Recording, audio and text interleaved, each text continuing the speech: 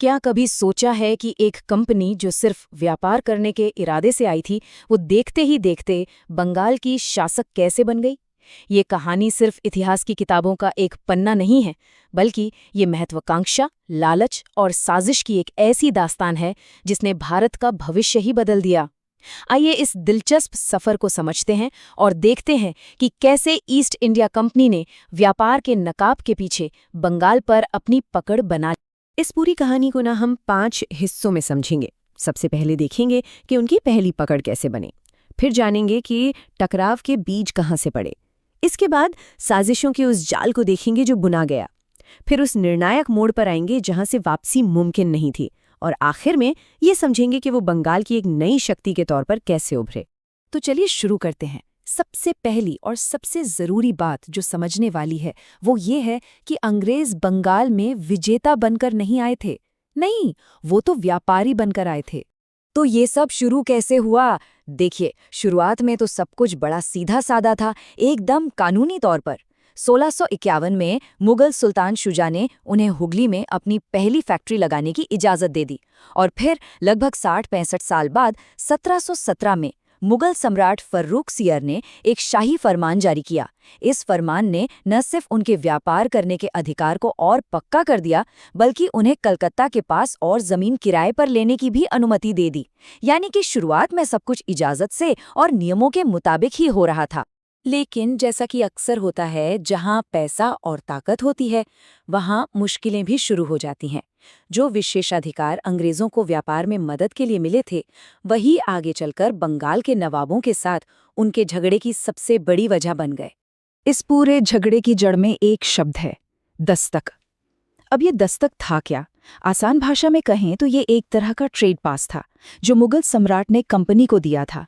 इसका मतलब ये था कि कंपनी अपना सामान बंगाल में एक जगह से दूसरी जगह बिना कोई टैक्स या कस्टम ड्यूटी दिए ले जा सकती थी। और यहीं से, इसी दस्तक से सारी समस्याएं शुरू हुई। तो हुआ ये कि कंपनी ने अपनी हदों को पार करना शुरू कर दिया।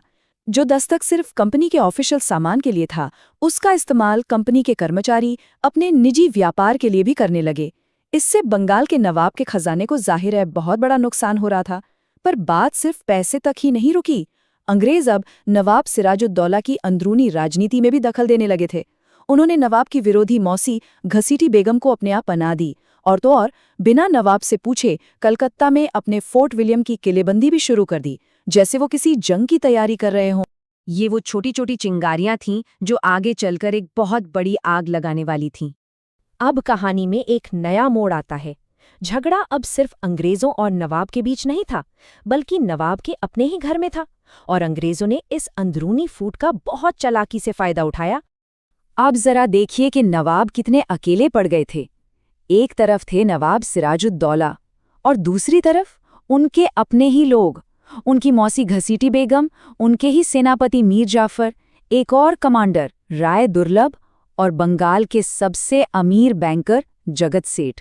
इन सब ने मिलकर नवाब की पीठ में छुरा घोंपा और अंग्रेजों के साथ एक गुप्त साजिश रच ली।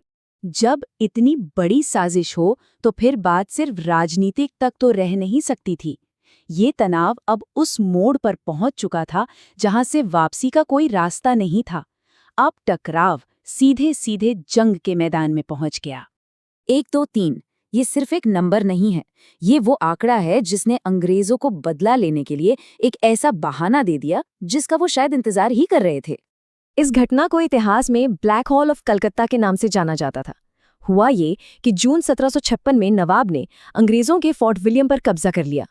उसके बाद 146 अंग्रेज कैदियों को एक बहुत ही छोटी सी बिना हवा वाली कोठरी में रात भर के लिए बंद कर दिया गया। सोचकर देखिए, अगली सुबह जब दरवाजा खोला गया तो उनमें से सिर्फ 23 ही जिंदा बचे थे। इस एक घटना ने आग में घी डालने का काम किया। और इस घटना के बाद तो जैसे बंगाल के इतिहास ने तूफानी रफ्तार पकड़ ली।